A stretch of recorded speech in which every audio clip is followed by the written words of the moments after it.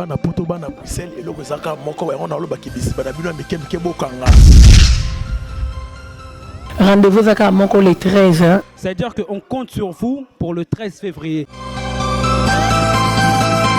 Pour Ekoyinda le 13 février awawana Bobini. Life.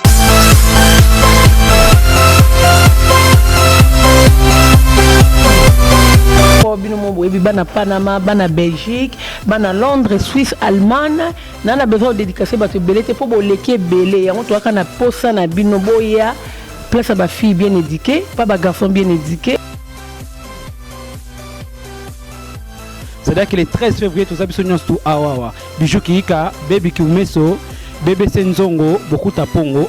Bala Panama, boyebi kaka bijou ki kelonga feti na ngava caméra te mais oya soirée na bino donc ndenge za wana le 13 février toza awa to bina binoka ke boyaka na sala le cargo. Adresse est à 4951 avenue Henri Barbus, 93 000 Bobigny. Toché droit d'entrée et ça 30 € couple. Que 20 € pour une seule personne et pour un couple est à 30 €. Moutouye moko azana 20 €. Kolia ofele donc boya awa ezana ba surprise ebele oyo beaucoup tampon au code abandal 0033 entrepreneur. Boya oyoka. Boya bo sepela s'il te plaît boya bo sepela tenue correcte quand de tolobi ke masolo à rouge noir.